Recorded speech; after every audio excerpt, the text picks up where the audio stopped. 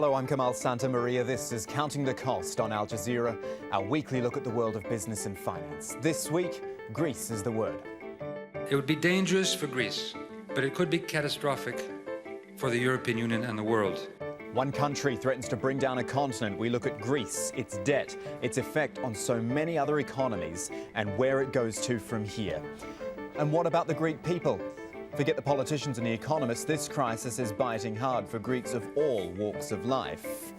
And in other news, the downfall of cricket's Indian Premier League, we look at the corruption allegations striking at the top of the country's multi-billion-dollar sporting showbiz. But first, Greece, and if it feels to you like that country's debt crisis, or at least addressing it, has dragged on unnecessarily, then you can probably lump yourself in with most of the Greek population, and increasingly parts of Europe too. Greece's problems have been apparent for so long, but only now are the bailout wheels really starting to turn, thanks to Germany coming on board. But as of the end of the week, it was still mostly talk. Perhaps in the end, it was only when it looked like Greece could take Europe down with it did the urgency take hold. In this program, we will discuss where to for Greece now, because even with the bailout, it's got a lot of work to do. We're going to start with the major players. First up, the man effectively at the centre of it all, the Greek Prime Minister, George Papandreou. The interest rates on loans to Greece today are beyond any logic. And this reflects, on the one hand, the total loss of sobriety by the markets, even worse, the power of speculatory pressure exerted on our country. Yes, we Greeks do have our special problems. And we're dealing with them. Yet let this be a clarion call for the wider emergency we are facing. We need global governance, global financial governance, and we need it fast. We cannot let a small fire, because Greece is only 2 to 3% of the GDP of the European Union, get out of control. It would be dangerous for Greece, damaging for Greece, and we already feel the damage. But it could be catastrophic for the European Union and the world. Yeah, so he's not mincing his words, is he? Well, trying to put on a brave face. The Greek Prime Minister's also had to be very frank about the potential scale of his country's problems. Contrast that with the German Chancellor Angela Merkel, who's been reluctant to jump in head first to save Greece, but has recognised something needs to be done, if not just for Greece's sake, but the whole continent. It's about the overall stability of the Eurozone, and we will not shy away from our responsibility. But there is a precondition, that Greece accepts a demanding programme of reforms so that market confidence in Greece can be restored. And all of this backed up by the other man on screen there, the head of the International Monetary Fund, Dominique Kahn, who's under no illusions about what his group has to do, even though there are some questions over it dragging its heels. What is at stake is certainly today the economic situation of Greece, but it's more than that. Because Greece is part of the Eurozone, because of the solidarity system of the Eurozone, it's the confidence in this zone which is at stake, and that's why we need to ask swiftly and strongly. So everyone is clearly aware of what is at stake, but in the end, politicians aren't at the coalface of this crisis. It's the Greek people who are feeling it. They're facing up to what could be years of austerity measures as the government tries to claw back all that public spending. Barnaby Phillips has more of the people's stories from the Greek capital, Athens. In a working-class neighbourhood close to the city centre, Panayota and her family have been selling fruit for 15 years. Business has never been this bad, and Panayota feels helpless. I don't think the strikes have been excessive, but I don't see how they will make things better. Always shutting down the city centre, disrupting traffic. I don't know. Maybe we need to take even more drastic action. This sign says Enikazete. It means this shop is for rent, and this is something that we're seeing more and more here in the Athens city centre these days. We're just, in fact, over the road from that greengrocer's where we were before. Look, here's another one. Typically, it's the small family-run businesses in Athens which are closing down. Of course, it's the sign of an economy that is deep in recession. And I think what's making people so afraid here is that they can't see light at the end of the tunnel. When he came to power a few months ago, the Prime Minister could never have imagined this situation. MPs from the governing Socialist Party gathered for a pep talk as some polls show Greeks losing faith in their government. Adonis opened his bar a few months ago. He says things are slow, but not terrible, although he worries about how the rest of the world sees Greece. Recently, I went abroad and I saw the headlines of the foreign newspapers talking about our crisis, and I felt a little embarrassed, ashamed. But I don't think we're solely responsible for this. All our European neighbors have played their part. And if there is a European Union, then we have an obligation to help each other. They march every day now, but the unions and the government are losing control of the situation. Greece is now dependent on foreign support, its fate slipping out of its own hands. Yeah, almost entirely out of its own hands, which is what makes this so difficult for Greeks to perhaps accept. Good chance anyway here to just pause, walk you through the exact situation as it stands. Greece's total debt, the headline number if you like, it is nearly $400 billion. Extraordinary, but most pressing is the $11.3 billion of those dollars due on May 19th. So Greece needs the help pretty urgently. And there is money forthcoming from, as we've said, the IMF and also the Eurozone group of nations, which have been in talks with Greece for weeks. $60 billion is the initial offer. The IMF agreeing to fund a third of it at this point. The Eurozone members would cover the rest. Of course, sovereign debt is nothing new, but Greece's position is quite extreme. For one thing, its problems have put pressure on the single European currency. That's the euro, of course. The value fallen more than 6% against the dollar so far this year. The markets have been rattled too. Many investors are wondering, is all this money actually going to be enough to rescue Greece? And if it isn't, what about other casualties? The ratings agency Standard & Poor's has already hinted at that. It downgraded Greece's credit rating.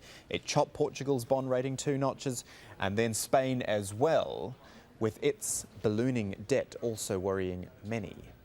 All right, let's get more perspective on this now from the Greek capital. Dimitri Yiannopoulos, a financial journalist with the Athens News, joins us. Dimitri, talk about the credit downgrades first of all. Those words, junk status, they kind of freak people out a bit because they do sound very drastic. In truth, though, it's not as bad as it sounds, but the reaction was very, very severe. Well, to tell you the truth, I think that this was just a drop in the ocean in terms of the amount of humiliation and insult and defamation which the Greek people have been forced to cope with in the past 3 or 4 months. It's been a long drawn ordeal of the Greek people, and this is reflected in their attitudes and their reactions. I mean, they're not as shocked as they were, say, a month or 2 ago when the German press called them a nation of fraudsters, when they're still calling them those broke Greeks.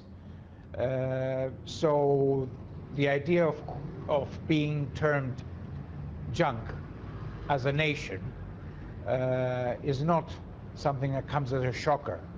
It would come as a shock if it happened 3 or 4 months ago, but right now, I mean, we can cope with it, knowing that the ones who do these so-called ratings are doing their job for their employers, their masters, their overlords, which are the big mega banks like Goldman Sachs are currently on trial in the United States.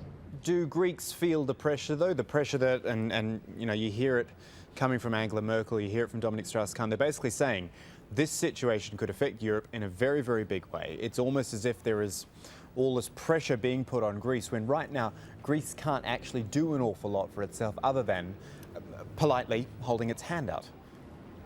Well, actually, this was the fear of the so-called domino effect, which was vindicated yesterday when both Portugal and Spain were also downgraded. And unfortunately, we have to feel somehow some some kind of gratitude towards the Europeans, who are suddenly seeing that it's not only the existence of Greece that's at stake, but the Eurozone itself and the euro as a common currency. And that's why they took a step back and said, let's finish the Greek deal before it spills over into the rest of Europe. Yeah, but I guess the key going forward, and this is looking past the actual bailout from the EU and the IMF, it's the idea of reform. There used to be this thing, I'm sure you've heard of it, it's called the Washington Consensus, which is the way it was almost dictated a country had to reform if it was going to get its bailout money. After the G20 last year, Gordon Brown said the days of the Washington Consensus are over. So what's Greece going to do for itself then? What can it do for itself? Greece is expecting to cut its budget deficit by 4 percentage points of GDP. It may go up to 5 if the measures that are being contemplated now are put into effect. I'm talking about mass layoffs in the public sector, as well as further cuts in the wages, the benefits of public sector wages, which may also be applied in the private sector employees. If all this goes through without serious turmoil or political upheaval, then Greece will be able to cut its deficit substantially. Whether it can recover from a deep recession is quite another question altogether, and this is what worries most economists here, that the Washington Consensus and all these measures of tidying up public finances without going into some kind of a devaluation of the currency or some kind of a debt renegotiation are going to be only pushing the recession deeper and longer. And that's the big fear that we are feeling right now, apart, of course, from the fear of those who may be eligible for layoff in the coming weeks. Just finally, Dimitri, and I guess I'm looking for a personal perspective here. Do you fear personally for the future of your country? It's tough what's going on, and you've just outlined all these very, very tough measures which need to happen if Greece is to get out of this. In the end, do you fear for Greece's future? Well, of course I fear for my country, because the Prime Minister Papandreou has said so himself, that our national sovereignty will be curtailed in the next few months, and that was about 2 or 3 months ago that he said that. Since then, what worries me most, of course, is the possibility that by applying these harsh austerity measures, a lot of the spirit of the Greeks may be broken, the spirit of resistance and independence. And that's what worries me most, rather than our diplomatic battle to defend our national interest. Dimitri Yiannopoulos there from the Athens News. When Counting the Cost returns, we go to India and ask whether corruption allegations have taken the shine off cricket's glitzy showpiece. And up for grabs in a nation of more than 1 billion people, the country's next generation of mobile phone networks promises big money for those lucky enough to get in.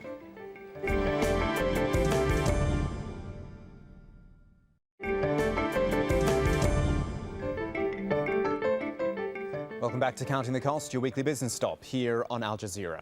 We look at something completely different now, 3G mobile phone technology. It has been around for a few years now. Around 132 countries do use it. For the technically uninitiated, we're talking about the type of phones and networks which let you make things like video calls, you can send email, surf the net, all from your phone. It is, as the name suggests, the third and most advanced form of mobile communication, but that's not to say everyone's exactly on board. India's been relatively late to join the party, but that's changing with the government's auction there of nationwide 3G licenses. And as the bidding went into a third week, the Indian government is looking at more than $8 billion in revenue so far. That's a pretty healthy chunk of change, with the potential to grow even further when you consider India is the fastest growing telecom sector in the world. Indians own over 500 million mobile handsets, about half the population. And with a growing educated middle class, many believe it's only a matter of time before India overtakes China in total mobile phone ownership, right there at #1. So it's easy to see why Indian telecom firms will be paying through the nose to win those contracts. For a bit of reaction to this, we spoke to Gaurav Mishra, CEO of 2020 Social in India. It's a company which helps clients build online communities. We asked him why the 3G take-up's taken so long in such a large country with so much potential. So actually, we've been trying to do the 3G auction for a while now. We haven't just come around to it. And now I think we've reached the stage in the Indian mobile business where the 3G is a necessity.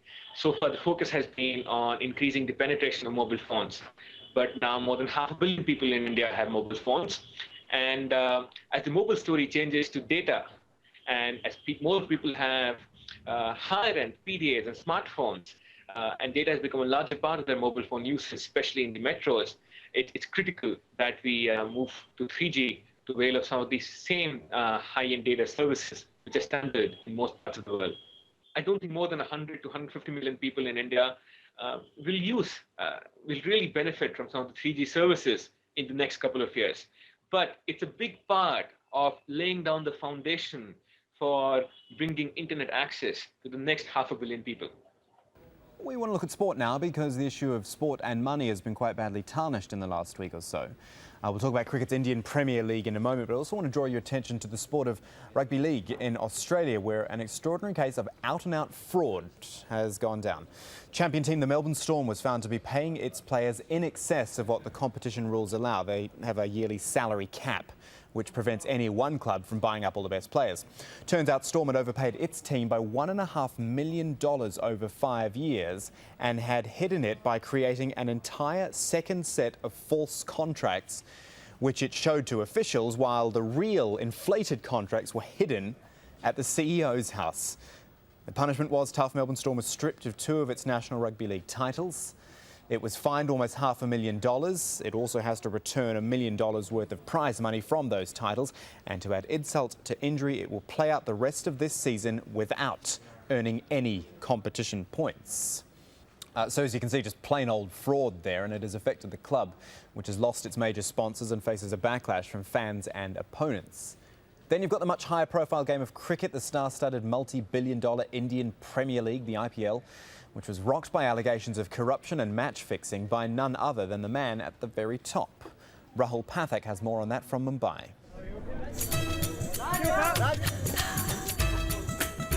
Cricket, Bollywood and money. Lots of it. It's a combination that's made the Indian Premier League a runaway success with fans and players alike.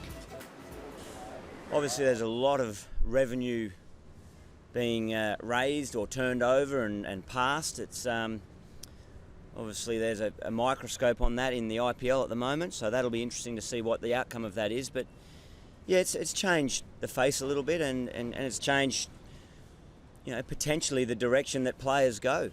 So how has the IPL managed to generate so much money in such a short space of time? Well, obviously merchandising plays a large part. Everything from replica shirts to mobile phones to soft drinks seem to have the IPL stamp branded on them these days, but you don't get to become a $4 billion industry by selling a couple of T-shirts. It's TV money that drives this business.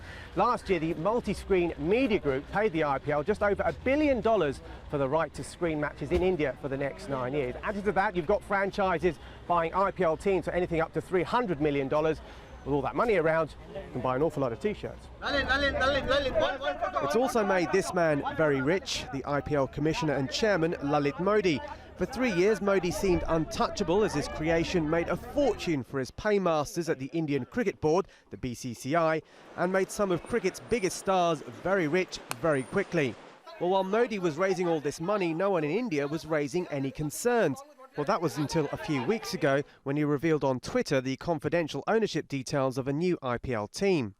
It set in motion a chain of events that resulted in the resignation of Government Minister Shashi Tharoor, which then prompted India's Income Tax Department to take a closer look at the IPL finances. That in turn triggered a raft of allegations, including match fixing and money laundering. But some of the IPL team owners were still giving Modi their backing.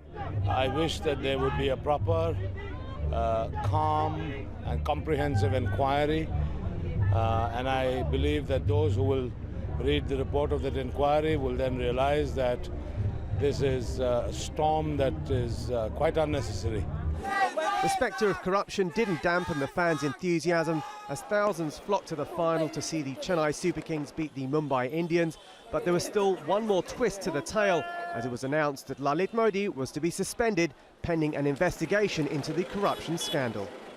So an IPL season in which its murky finances have been laid bare finally comes to an end. But we might not have seen the end of the damaging revelations, but this current crisis might be what the tournament needs. If it can clean up its act, then the IPL may well become the truly global brand that it wants to be. Chris Holt's a cricket correspondent with Britain's Daily Telegraph newspaper. We asked him how much of a damning indictment this is on cricket and the business of sport.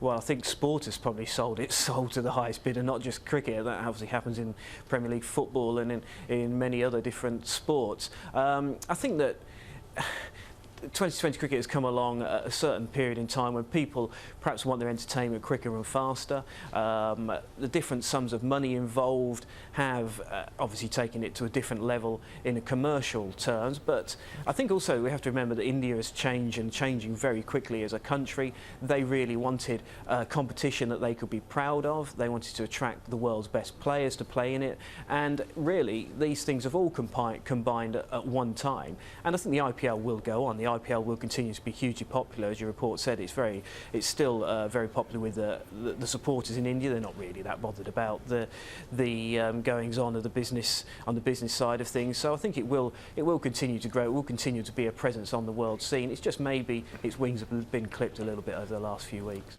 And that's just about it for this week. Remember to check out Counting the Cost online. This is our main page. You get there from the programs link at aljazeera.net/English. Blogs, video content profiles, broadcast times are all up there for you. And we're on Twitter as well. You can keep up with what's coming on next week's show. Send in your story suggestion to @AJCountingCost is the name to look for. But that is it from Counting the Cost. I'm Kamal Santa Maria from the whole team. Thanks for joining us. See you next time.